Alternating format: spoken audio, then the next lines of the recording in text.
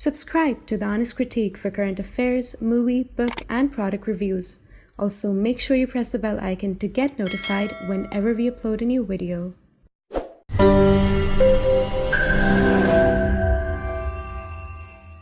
The views, information, or opinions expressed during the video series are solely those of the individuals and do not necessarily represent those of The Honest Critique and its employees. The following video contains strong language which may be offensive to some viewers. Viewer discretion advised. Hello, and a very warm welcome. I'm delighted to be joined by Colonel Miri. She is a retired colonel in the Israeli Defense Forces and has a background in military intelligence. She's currently an associate professor with Reichman University. So thank you, ma'am, for taking your time and speaking to us.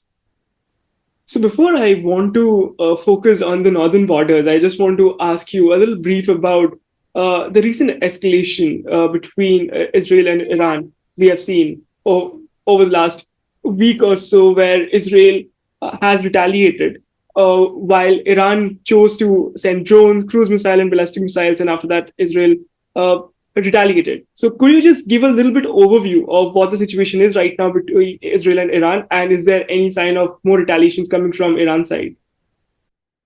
Iran has been acting against Israel covertly, meaning secretly, and through proxies for a dozen years. What happened over the last 10 days is that on April 14th, Iran openly, overtly attacked Israel from Iranian territory.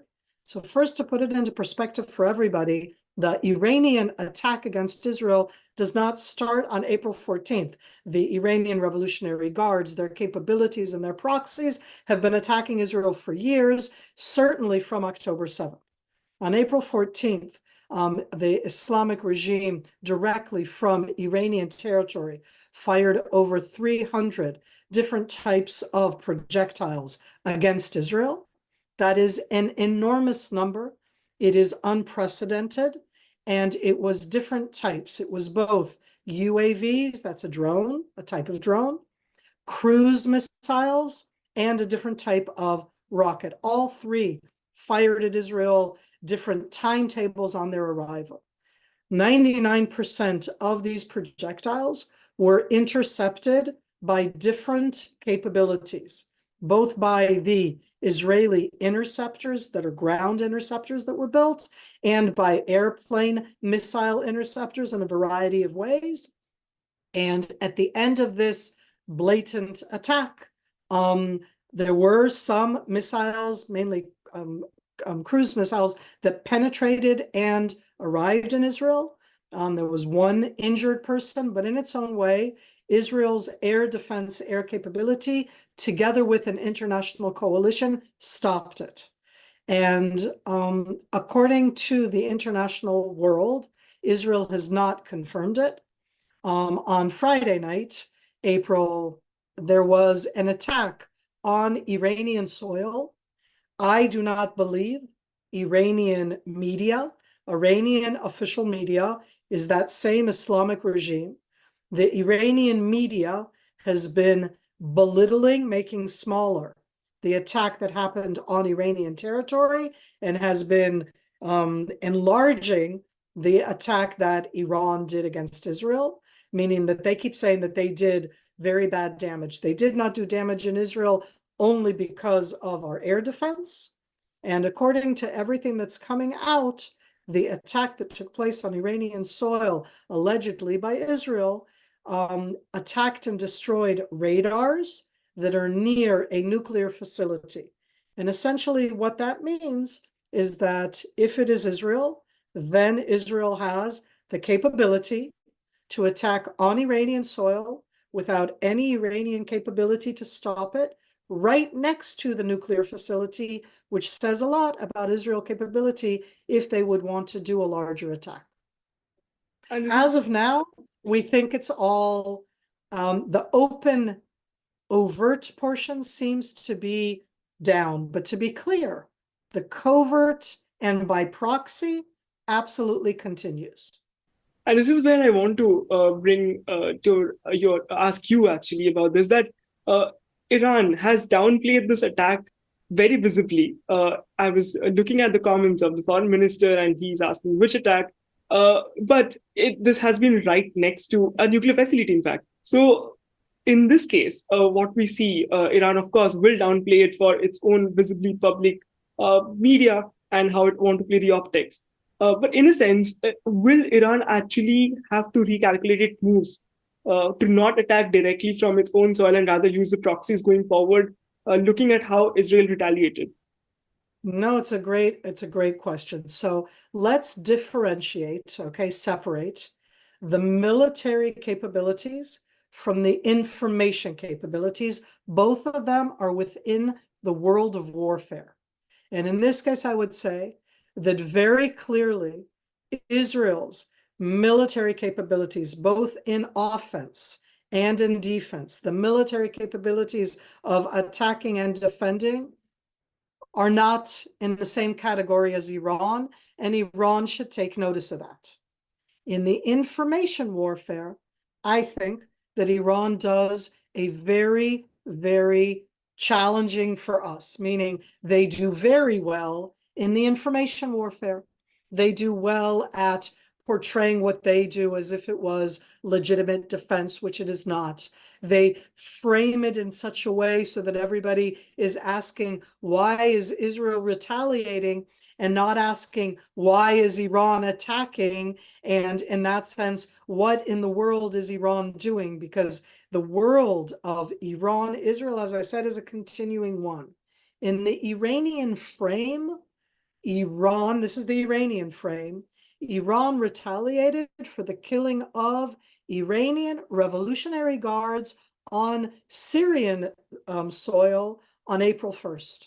But that's the Iranian frame, as if everything started on April 1st. No, no, no. Iran, the Iranian Revolutionary Guards from Syria, from Lebanon, for that matter, from Yemen, from Iraq, have been physically fighting against Israel from October 7 in this war and long before that. And I say that because I think that Iran understands, I hope, that they are vulnerable, that this will deter them. But I want to be clear, they will continue, Iran, with their covert war. The Iranian Revolutionary Guard, the Al-Quds Force, and the proxies like Hezbollah, like the Houthis, like Hezbollah in Iraq. If I could ask you a little bit more on the Iranian perspective, while they choose to do this, in some of the way, do you think they're trying to actually divert the attention from their nuclear project while the world looks at the Israel-Iran conflict in some sort of a way? It's a great question that I don't have an answer for. I'll give you my speculation. Everybody's talking about miscalculation. And yet, in this case, I think that Iran miscalculated. Iran thought that they would attack us and kill Israelis on April 14th. And that was a huge miscalculation, both in the fact that they did not kill Israelis thanks to our air defenses, and to their thinking that they would do so and be able to protect themselves. Meaning, I think that they were the ones miscalculating. They were the ones who were saying, in the own way, that Israel is defining the rules of deterrence, and Iran says, no, no, no, I'm the one deterring. I'll attack Israel. I'll show them what I have. And I think that they miscalculated, that they showed what they don't have.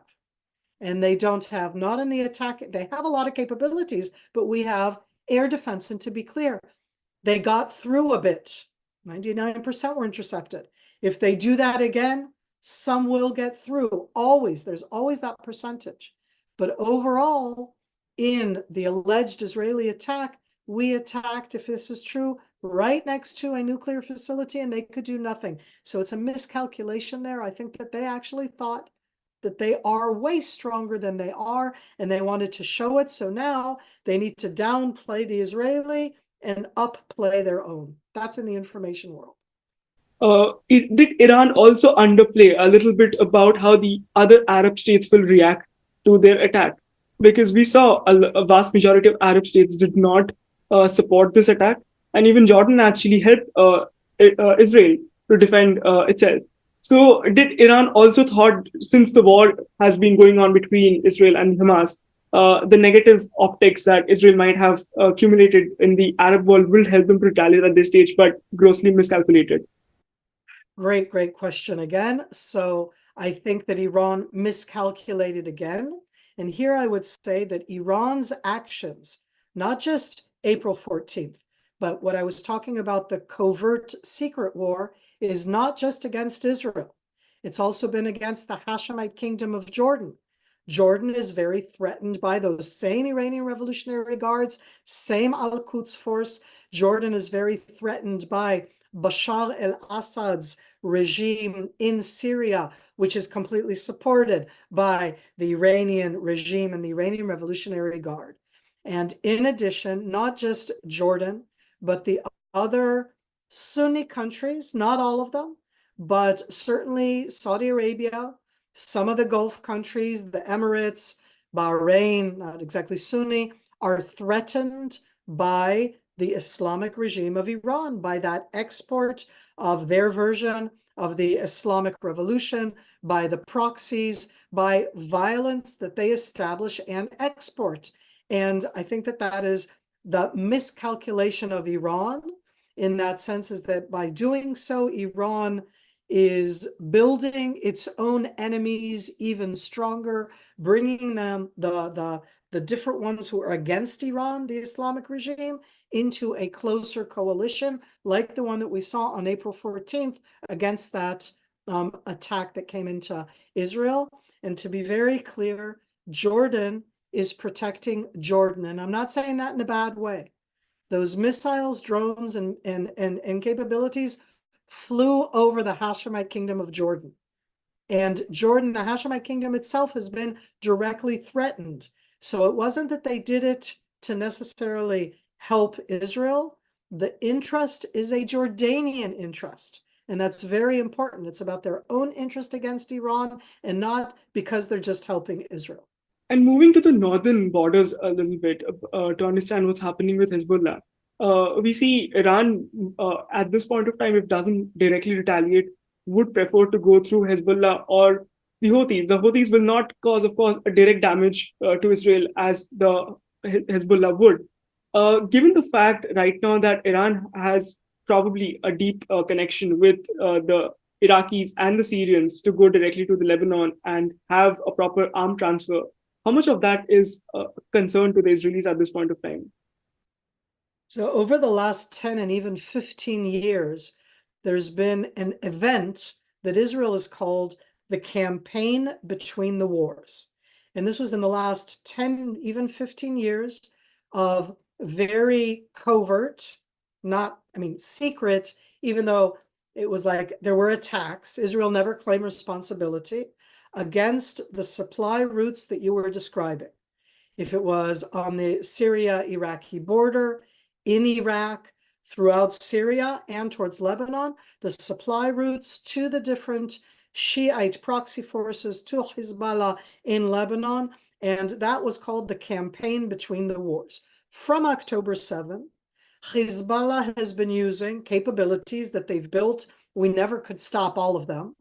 Whatever we stopped, we did, but we've always said there's an enormous amount of capabilities there.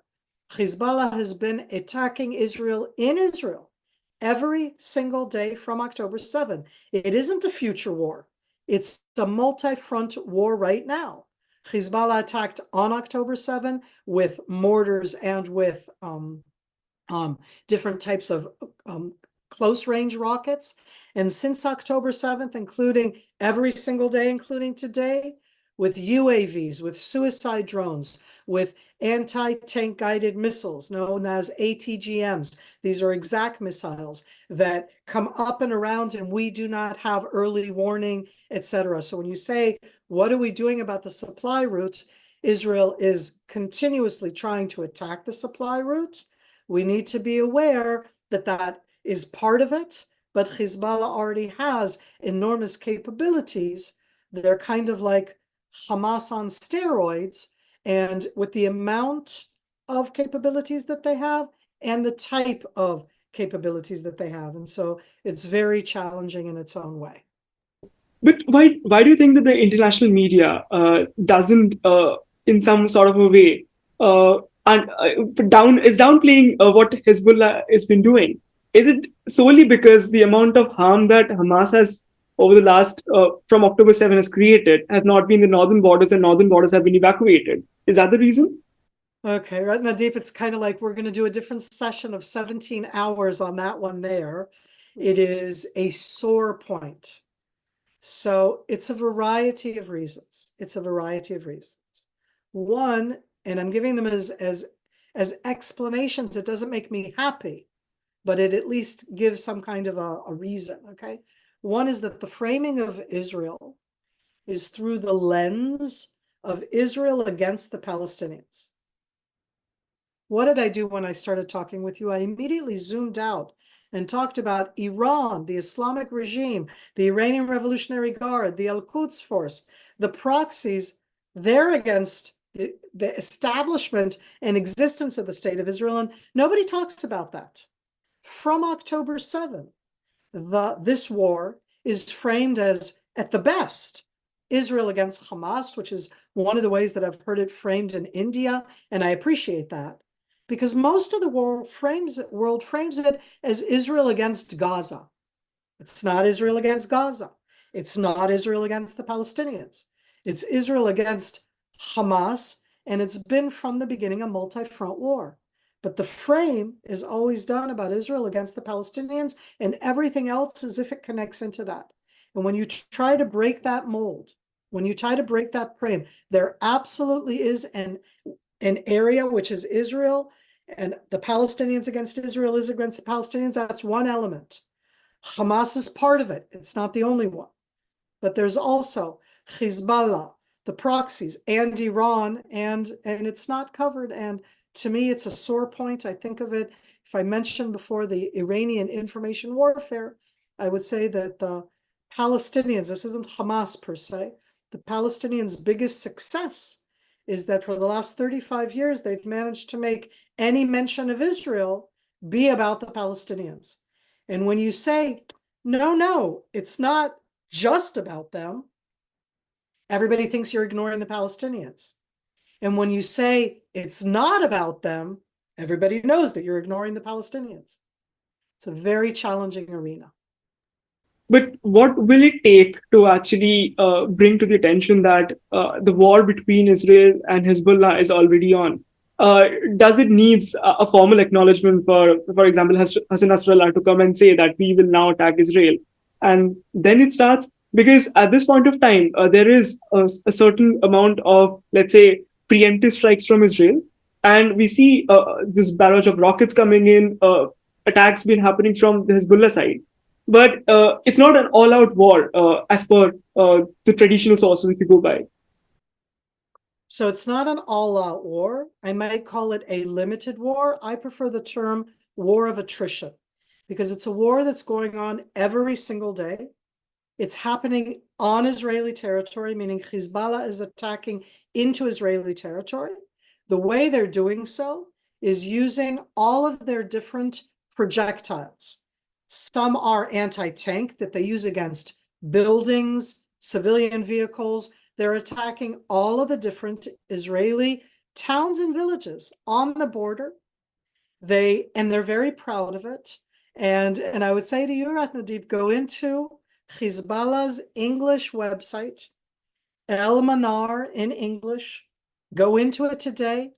Show it to everybody. I hate the fact that I disseminate their propaganda, but you need to go into it to see what they're saying, to understand that they are at war, that they're going to present it as supporting the Palestinians. But when they show it, you go into it, they show all of Israel, everywhere they're attacking as illegal settlements, meaning they are about the destruction of the state of Israel, which is also what Hamas is about. So they can say that they're doing it to support Hamas. And in that sense, I agree. Hamas and Hezbollah are both calling for our destruction.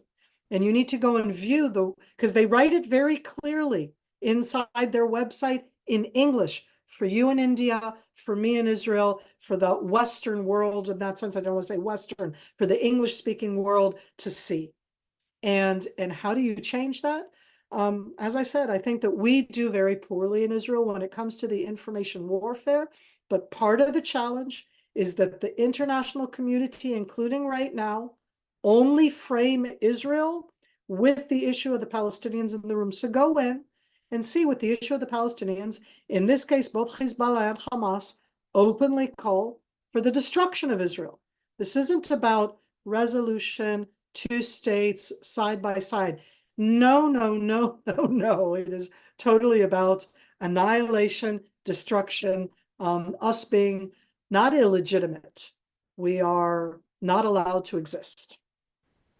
I agree with you because this is exactly what the problem has been, even with a lot of Indian people that I had a conversation with, because a lot of people haven't read the Hamas Charter, and that's where the confusion starts, because the idea of a resistance force and their representative of Palestinian people will change the moment they read the charter and they see what they are calling for. But I want to understand a little bit from this that where does Hezbollah sees itself?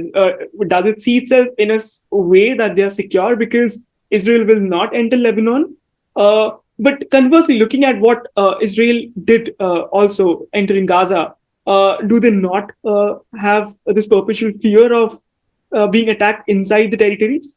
I'm going to answer zoom out, zoom in. Hezbollah zoom out, want to destroy Israel. They say it openly. It's, as I said, in their website, go in and read it in English. But just like with Iran, they both think, and Hezbollah is very much the revolutionary inspired by the revolution of the Islamic regime of Iran. Ratnadeep, they have time. They view time as being on their side. So we need to separate the immediate battles going on right now, which they view as one step. And right now, in this time, they don't want to expand it, perhaps because they feel that they're not strong enough, that Israel is stronger, that we would destroy them. It would be at a price to us, for everybody to be clear. It isn't that they wouldn't do terrible damage to Israel, but they wouldn't destroy us. And if they can't destroy us physically right now, they're building up the capabilities, like Iran, like the other proxies. And in the meantime, right now, they don't want to fight an open war because that would impact their capabilities, okay? But long term, they know from their point of view, 20 years, 40 years, 100 years, Israel will cease to exist. That's what they write and say. Hezbollah says that, and in this case, Hamas says the same thing. And I want to separate. I absolutely feel that Israel, me, Miri, support Palestinians and their quest for self-determination, for independence, without destroying myself. Hamas and Hezbollah want a Palestine that destroys Israel so that Israel does not exist, and they say it openly. So the course going forward, I have a couple of last questions, and one of them is, so the course going forward for Israel is to continue the preemptive strikes, destroy the offensive capabilities in some sort of a way for Hezbollah, and not take this forward, because I'm sure from an Israeli perspective as well, they wouldn't want a two-front war. Going forward. Wow. It's actually a bigger question than the little one. Israel is in a horrible war against Hamas in the Gaza Strip. Why do I say a horrible war? We've all seen the casualties. I don't belittle that. But in this case, for me as an Israeli, it is about, at this stage, 136 Israelis held in the Gaza Strip. And there is no nice, negotiating, easy way out. There are only ugly ways out. Ugly means you negotiate and you let out of Israeli jails all of the prisoners. How can you do so? They were arrested, put on trial, put in jail for terrorism. How can you let them all out? If you don't let them out, that Hamas will not let out the hostages. But it's even worse. I don't believe Hamas. I don't believe that they will let out all of the hostages, even if I would let out all of the prisoners. So in this dirty, horrific, terrible war, I need to get back my citizens. But maybe it could have been me or you. It could have been a baby. There's an 86-year-old. There's a year-old baby. There are people in their 20s, in their 30s, and these are citizens. All their crime is that they lived in towns and villages that are near the border. That's horrible. And I, the state of Israel, need to get them back. And because of that, when we talk about Hezbollah and the northern border, when we talk about Iran and the Islamic regime, that it's all going to keep on going. But in the immediate sense of what will happen, Israel needs to get our hostages back. We need to continue to destroy the October 7 capability. That's a terror capability. We need to be sure that Hezbollah in the northern border will not do an October 7 because they were preparing that kind of capability against Israel.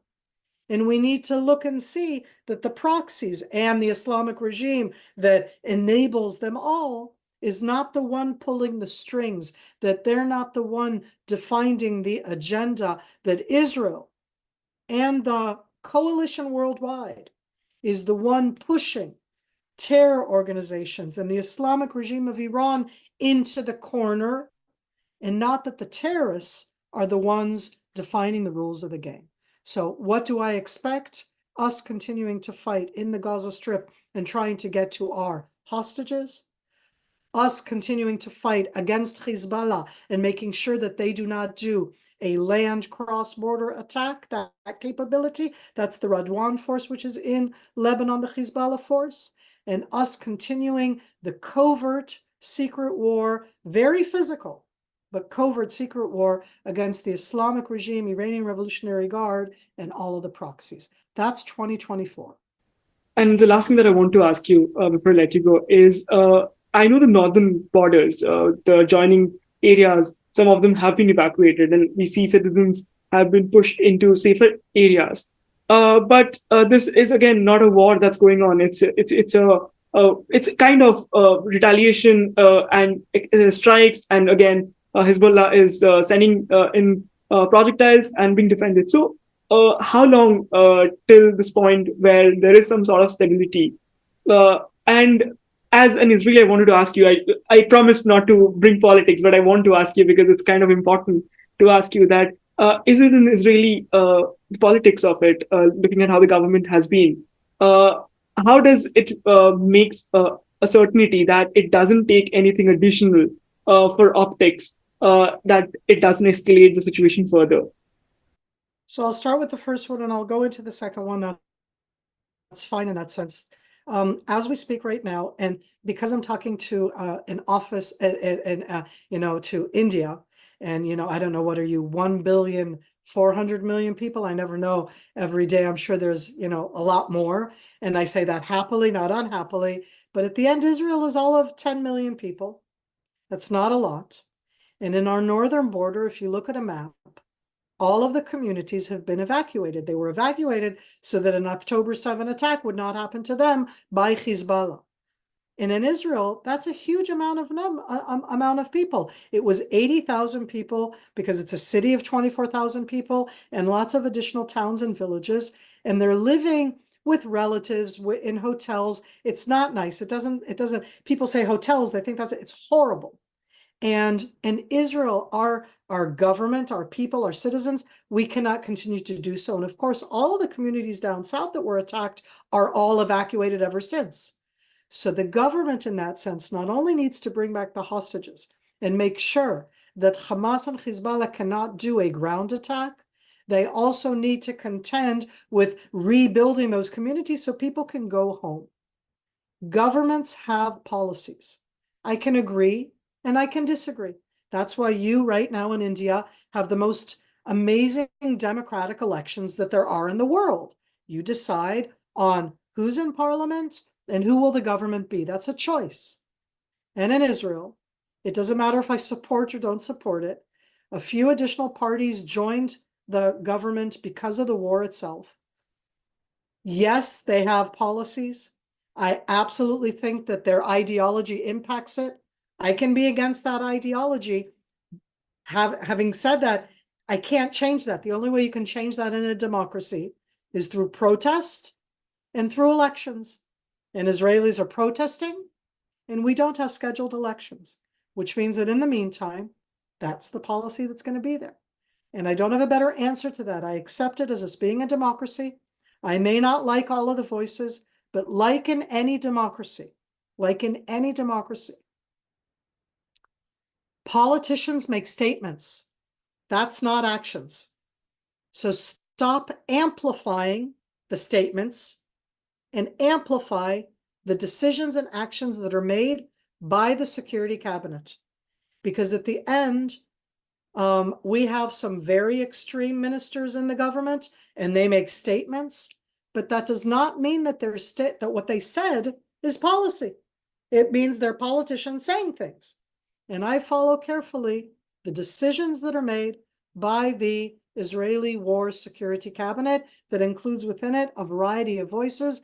Those voices are going to be around that table as well. They're going to be part of that decision-making as well. But it isn't that they say a statement, which is horrible, and that is Israeli policy. We need to see those different aspects when it comes to how Israel is presented, both domestically and worldwide. Well, that's all the question that I had. So thank you so much for taking your time and speaking. Thank you so much, and I really appreciate it. We have a big holiday in a few days, so happy holiday, Passover for us, and I hope that everybody does well. Thank you so much. Thank you, Radman. Thank you.